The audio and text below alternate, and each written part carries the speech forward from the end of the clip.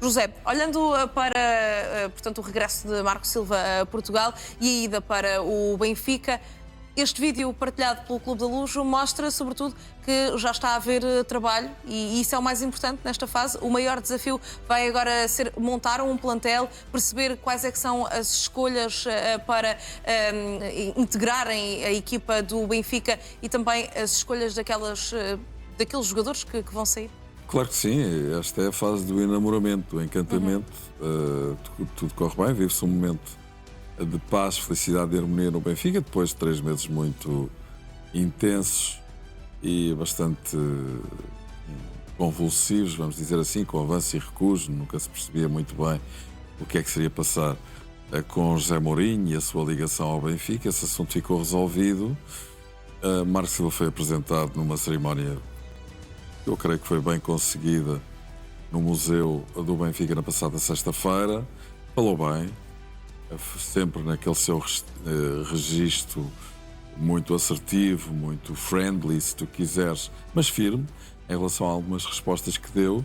Também se percebeu nas entrelinhas que queria também ele fazer um corte com o passado. Há uma nova era no comando técnico da equipa do Benfica, há uma expectativa de que as coisas corram finalmente no sentido do Benfica chegar ao título. Toda a gente sabe que vai ser, obviamente, outra vez uma guerra, uma luta, os adversários não estão a dormir. O Sporting está, como se vê, a reforçar-se muito no mercado, apesar também dos jogadores que vão sair e que seguramente já me vais colocar essa questão. O Porto está sentado em cima do título, evidentemente que está menos exuberante no mercado porque não tem essa necessidade em função daquilo que conquistou, mas também vai chegar um momento em que nós vamos perceber que o Porto vai apetrechar o seu plantel e o Benfica vai fazer o mesmo, um bocadinho mais apertado em tempo, mas ainda assim, de forma, penso eu, a poder preparar a equipa para o início da temporada que vai acontecer na pré-eliminatória da Liga dos Campeões. São 6 jogos que o Benfica vai ter que fazer para chegar à fase regular. Claro que o objetivo dos objetivos é o campeonato, é o título, vai para o 4º ano de jejum se por acaso falhar esta época. E por isso existe... Quem é que tem mais expressão, Marco Silva ou Rui Costa, na tua opinião? Eu acho que desde logo o Presidente, não é? Porque, de facto, as coisas não têm corrido bem do ponto de vista do futebol profissional, até face ao investimento que tem sido feito, ao corrupio de treinadores e ao insucesso desportivo, que é muito claro, não é? Na época passada o Benfica ganhou a Supertaça. Acho que há dados indicadores na segunda volta do campeonato que o Benfica estava a melhorar claramente, com o treinador que entretanto saiu. Este treinador tem claramente ideias diferentes, advoga, enfim, outro registro, não tanto do ponto de vista tático, 4-2-3-1, creio que é o sistema que Marco Silva, creio, não tenho certeza, privilegia, sem prejuízo de haver sempre, enfim, um plano A, um plano B, um plano C, até do ponto de vista tático, posicional, isso é normal. Percebe-se também que há a intenção de recuperar jogadores que estavam fora das cogitações do então treinador José Mourinho. Olha, por exemplo, Manu, ainda hoje se volta a falar na imprensa desportiva portuguesa que é uma opção muito clara para Marco Silva. Portanto, agora vamos ver como é que o Benfica se vai comportar no mercado. Eu creio que há boas notícias em relação a várias situações. O Benfica não vai à Liga dos Campeões, no entanto, o que é facto é que até agora o Benfica já conseguiu colocar nos cofres da Luz muito dinheiro. De facto, o Benfica tem essa capacidade, aparentemente ter-se-á também, de alguma forma, precavido para esta situação de não estar na Liga dos Campeões. O que é facto é que agora, por exemplo, esta notícia dos 24 milhões de Florentino, que vai sair em definitivo do Benfica, vem a se juntar aos 10 milhões de Sidney Lopes, aos 15 milhões da compra do Real Madrid da cláusula, ter exercido a cláusula do Benfica. O próprio João Neves tinha 50 milhões, que foi vendido por 50 milhões mais 10 de objetivos, ainda havia mais 2 milhões para cumprir nesses objetivos se fosse campeão europeu e foi. Os 3 milhões do Gonçalo Oliveira que foi vendido ao Rennes. Ou seja, são migalhas que se vão juntando, mas que juntas até quase que dão um pão e dá para... É verdade, e já agora junto alguns também reforços. Mais estas duas situações.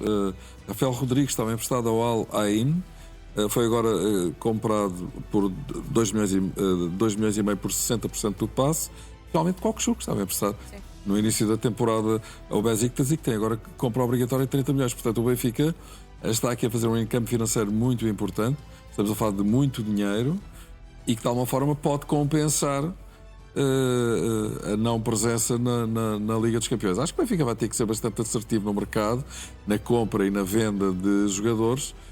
Penso que Marco Silva tem com certeza as ideias muito arrumadas em relação a isso, portanto vamos ver o que é que se vai passar nas próximas semanas. Mas tu dizias que no discurso de Marco Silva parecia haver uma ruptura com o passado, que o Não treinador tanto do ruptura, Benfica... um corte talvez. Um corte. Sim. Mas até mesmo naquilo que diz respeito à ideia de jogo de José Mourinho, porque falavas em Manu, temos também Sudakov, é Marco Silva a querer dar uma nova vida a estes jogadores, a começar do zero, no fundo. Olha, em relação ao Manu, é porque as notícias são de hoje. Em relação ao Sudakov, eu creio que o facto de ele ter individualizado a situação em Sudakov é muito claro em relação àquilo que Marco Silva pretende. Ou seja, eu acho que com essa mensagem que ele deu de Sudakov, ele disse claramente, aliás, ele utilizou várias vezes essa palavra claramente, até em relação a outros temas. Contamos com ele, sabemos as dificuldades que ele teve na primeira temporada, mas é um jogador diferenciado e quem conhece o meu estilo de jogo sabe que eu aprecio este tipo de jogadores. Portanto, a ideia que fica é que Marco Silva quer rentabilizar o plantel de forma diferente, comparativamente à anterior gestão técnica, no sentido de aproveitar os jogadores que estavam claramente fora do contexto e fora de circulação, vamos dizer, Sudakov de forma muito clara, Manu também. Mas, por exemplo, ele falou particularmente de Sudakov, individualizou, quis passar alguma mensagem a José Mourinho? Ou ao Rui Costa? Não, repara, o facto de ele não ter falado muito do passado, acho que fez bem, quer dizer, o Benfica tem que olhar para a frente, não significa que ele não tenha o máximo respeito por José Mourinho, isso, não tenho qualquer dúvida sobre isso. Agora, são maneiras diferentes de trabalhar. O Benfica também não está a atravessar um período de vacas gordas do ponto de vista financeiro por causa da situação da Liga dos Campeões e pela não valorização de muitos ativos que comprou por bom dinheiro no início da temporada, que entretanto terminou, e por isso há todo um trabalho para ser feito no sentido de aproveitar os jogadores que o plantel tem. E depois também há os jogadores da academia. O Benfica tem jovens talentos de grande potencial, dou dois exemplos, José Neto e Banjaki, mas não podemos esquecermos também da Anísio, o ponta de lança, que apareceu de forma incrível quando foi chamado por José Mourinho e que entretanto também acabou por ficar um pouco escondido.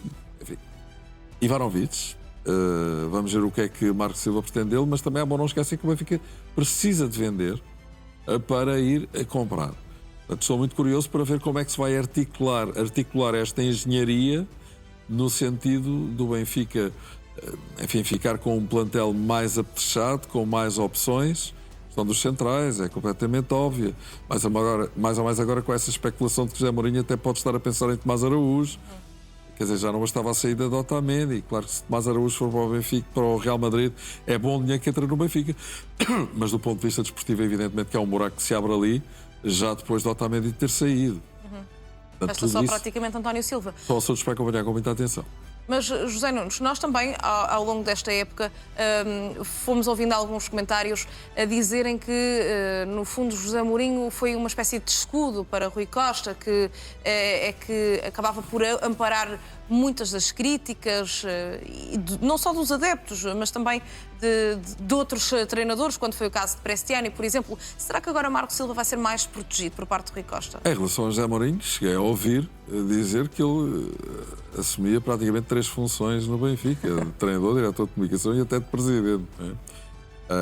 Não quero ir tão longe, evidentemente, cada pessoa no seu lugar, mas evidentemente que José Mourinho, pela dimensão que tem, pela capacidade que ele tem para se tornar uma pessoa bastante impressiva naquilo que diz, evidentemente que desse ponto de vista, quer dizer, nós vamos pensar assim, facilitou a vida ao Presidente desse ponto de vista porque Rui Costa ficou menos exposto.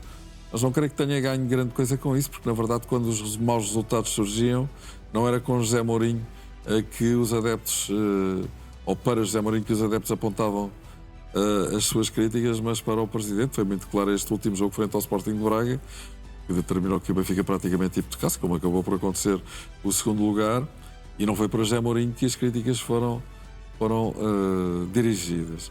Eu diria que estamos a falar de um treinador completamente diferente, Marco Silva, Ele teve o cuidado de dizer que o registro dele, a questão das arbitragens, etc., não é esse, mas não deixou de recordar duas coisas. Uma, que chegou a ser castigado em Inglaterra por esses motivos. E outra que, não sendo assim, à vontade não é à vontadinha, e se forem ultrapassados determinados limites, ele erguerá a sua voz. Eu creio que há aqui uma construção mediática no sentido dele querer dizer, provavelmente em concertação com a administração, não deixes passar essa imagem de fofinho que muita gente tem de ti, que és uma pessoa muito educada, que és alguém que não gosta de conflitos ou de litígios ou de confrontos e, portanto, olha, dá uma no cravo e outra na ferradura, és assim, mas, se for o caso, podes não ser assim, e até já aconteceu isso, até num campeonato onde não se permitem esse tipo de considerações sobre os árbitros, como é o caso do campeonato inglês.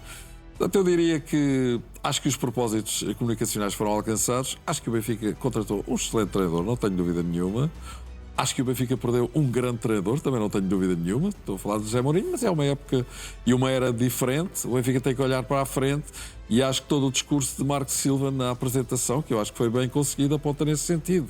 Não quis falar do passado, quer falar do futuro e é isso que interessa ao Benfica neste momento. Entretanto, estamos a ver também algumas fotografias das férias de Sudakov. Penso que estas são nas Maldivas e há pouco falávamos da questão do mercado. Portanto, qual é que acreditas que é a posição prioritária para Marco Silva nesta altura no Benfica? Ou seja, o maior desafio vai ser o quê? Montar a defesa? Porque se estamos a falar de uma eventual saída de Tomás Araújo, que está no Mundial, já temos a informação de que Otamendi já está no River Plate.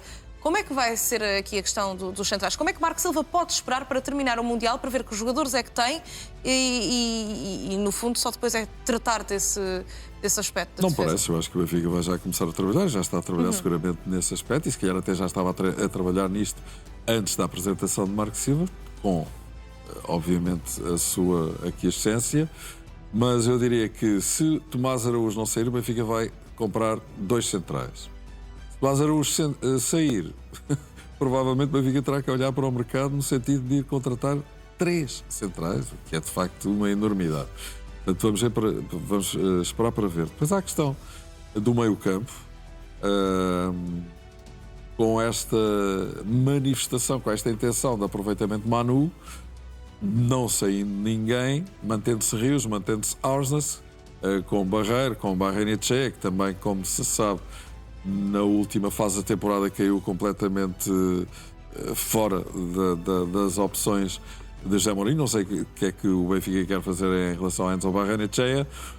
Vamos ver se o Benfica vai ou não contratar um médio. Um ala, claramente, isso tem sido bem patente nas notícias de jornais todos os dias. Eventualmente um ponta de lança. Pavlidis tem mercado. Não creio que Marco Silva o queira deixar sair, nem pouco mais ou menos. Em relação a Ivanovic, eu acho que é um jogador com bastante potencial. Vamos ver se Marco Silva o quer aproveitar, acredito que sim. E finalmente a questão do guarda-redes. Já sabia que ias falar de Trubin. Porque Não, eu vou falar de Ederson. O interesse que se diz que o Benfica tem em Ederson é óbvio que tem interesse. Não sei se consegue lá chegar. Ele ganha muito dinheiro na Turquia, mas Rafa também ganhava. Portanto, vamos esperar para perceber o que é que está aqui em causa. E depois é bom não esquecermos os fluxos financeiros que o Benfica tem com vários clubes turcos, não é? E transferências de um lado para o outro. Portanto, vamos esperar para ver o que é que se vai passar em relação a Ederson. Acho que se o Benfica arranjar uma boa proposta para Trubin, na minha opinião, não será fácil. Acho que a opção, obviamente, seria no sentido do Benfica ficar muito mais bem servido na baliza. Mas é um assunto para acompanhar com atenção. Acho que Ederson seria um regresso fantástico ao Benfica, mas reconheço que não deve ser nada fácil de um jogador que ainda continua a ser selecionado pelo Brasil. Aliás, ele está no Campeonato do Mundo e ganha muito dinheiro na Turquia. Vamos falar agora do mercado do Sporting. José Nunes, em concreto de Palhinha, que está decidido a regressar ao Sporting. O médio pensa seriamente voltar a viver em Portugal por motivos familiares, mas também se está entusiasmado com a hipótese de jogar na Liga dos Campeões e logo no Clube do Coração. Para este cenário ser concretizado, o Sporting já conhece as condições do Bayern. Em conversas exploratórias ficou em cima da mesa a possibilidade de um empréstimo, ficando com uma cláusula de compra obrigatória a ser ativada no verão de 2027. No entanto, ainda há valores relativamente distantes anos entre as partes. O Bayern Munique quer uma taxa de empréstimo a rondar os 7 milhões de euros, pretendendo receber mais tarde uma quantia entre os 12 e os 15 milhões de euros.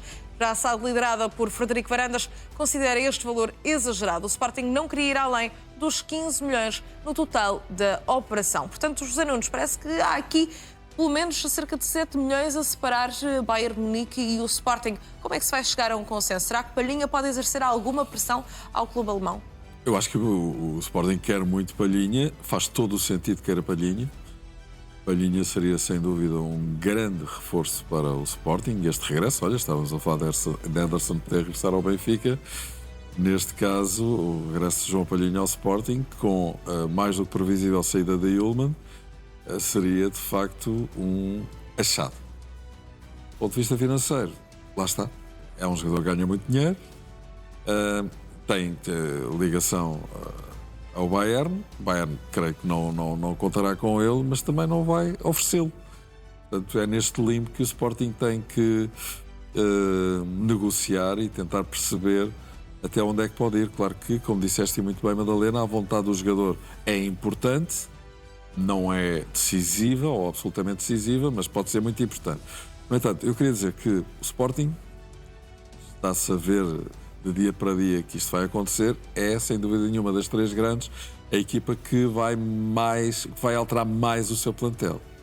Repara bem, Morita já saiu, Ullmann, toda a gente diz que vai sair. Trincão ao pote. E eu diria, eu acho que vender os dois era um rombo muito grande naquele tridente criativo atrás do ponta de lança que o Sporting tem, com o Katam, a Pote, Trincão. Kenda já saiu. Gonçalo Inácio Diomandé. Ainda há pouco tempo se falou em interesse de clubes em Diomandé. Maxi, tem muito mercado. Vamos ver o que é que se vai passar no Campeonato do Mundo. Soares protagonizou aquele episódio com o candidato às eleições do Fenerbahçe, que entretanto acabou, mas percebe-se o que é que está no mindset do jogador. Há abertura para sair. Muitas aquisições feitas de forma rápida e bastante onerosa. Quer dizer que o Sporting, desde logo, tem liquidez financeira nesta altura. Estou a falar de Salazar, Doumbia, Silas Anderson, Pedro Lima. Rumores, Palhinha, como disseste, mas também Altimira, Yaramai, o próprio Chiquinho. Portanto, não há dúvida nenhuma que vai ser feita uma grande renovação. Enfim, isto tudo não se pode confirmar, mas grande parte disto pode acontecer. E se isso acontecer, o treinador é o mesmo, é bom que o treinador seja o mesmo, para segurar as pontas, mas o plantel vai levar um grande embate, sem prejuízo da qualidade dos jogadores que estão a entrar, particularmente a Salazar. Doumbia, tenho muito boas indicações deste jovem médio africano. Silas Anderson, médio muito poderoso do ponto de vista físico. Pedro Lima deixou excelentes indicações no campeonato da época passada, será uma segunda linha em princípio. Mas lá está, José Nunes, só mencionaste médios. À tarde vamos falar dessa questão, do Sporting já contratar, ter contratado pelo menos uns 4 ou 5 médios. Também porque pelo menos 2 vão sair. Não é? Exatamente. E o João Simões está lesionado. Vamos falar agora de Pep, que revela que está sempre disponível para regressar ao Real Madrid e deixa em aberto a possibilidade de ser um dos adjuntos de José Mourinho. O ex-internacional português nega, no entanto, que tenha havido contactos para isso acontecer no imediato. Recordo que a informação de que Pep estaria disponível para integrar a equipa técnica de José Mourinho no Real Madrid foi avançada anteriormente pela CMTV. Pep esteve no Santiago Bernabéu para participar num jogo de lendas entre o Real Madrid e o Inter de Milão. O antigo defesa dos merengues foi ovacionado neste regresso à capital espanhola e falou aos jornalistas na zona mista. Sobre os rumores que o colocam na futura equipa técnica de José Mourinho, Pep diz que tudo não passou de uma especulação.